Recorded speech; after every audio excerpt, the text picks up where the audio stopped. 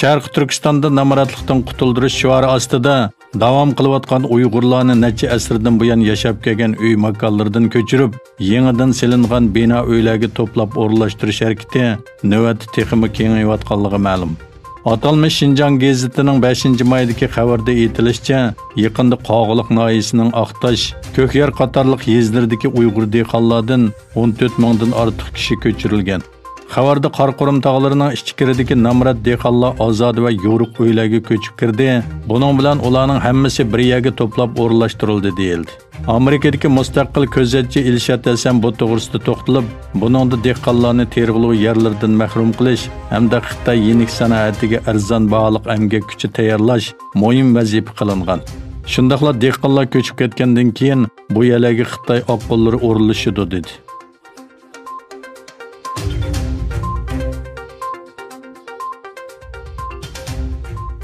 Amerika Xitoyning Uyg'urlarni bostirishiga qarshi tutgan pozitsiyasini kuchaytirishga tayyorlik qilmoqda.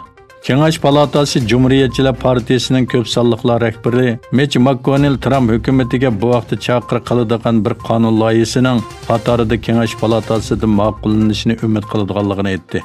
McConnell Cumhuriyetçiler Partiyasining Kengash palata a'zosi Marco Rubio ta'minlagan ikki partiyaning qo'llashiga erishgan bu qonun loyihasining prezident Donald Trumpning besimga mas'ul kishilarga qaratmaligi bo'lgan jazo yurishga chaqirdiganligini tilga oldi. Rubio guruhining bayonotida yana bu qonun loyihasining tezdan birdek ma'qullanishini umid qiladiganligini, ammo aniq vaqt berilmaganligi o'ttirib qo'yilgan. Bu qonun loyihasining Uyg'urlarga emas, Xitoydagi barliq musulmon ossonliq millatlarni o'z ichiga oladiganligi ma'lum.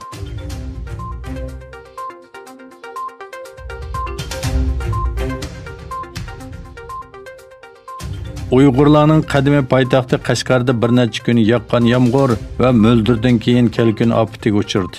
Sharq Turkistonning janubida bir necha kun davomlashgan shamolli havoyi mo'ldir va kelkun ofatini keltirib chiqadi.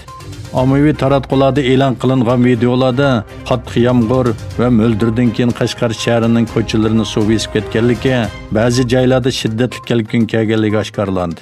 Xitoy taratqularida yomg'ir va kelkun keltirib chiqargan ziyon haqida hozirgacha xabar berilmadi.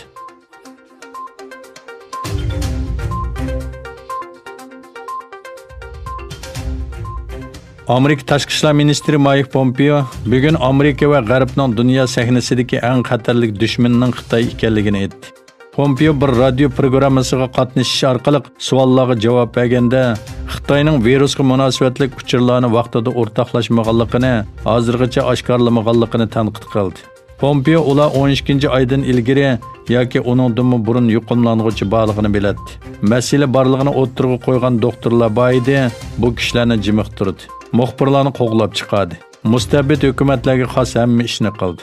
Prezident Donald Trump aytgandek, boshqacha harakat qilgan bo'lsa, bugun 100 minglagan kishi hayot qolgan bo'ladi va dunyo iqtisodi texmi oz ziyonga uchraydi dedi.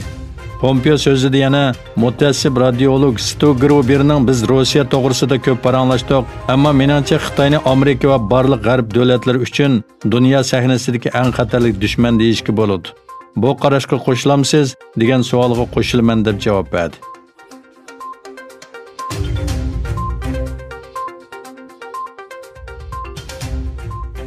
Amerika Yemeklik va Dori nazorat qilish boshqarish idorasi Xitoydagi 60 necha shirkatdan sifat o'lchamiga yetmaganligi uchun N95 maskasini import qilishni to'xtatdi.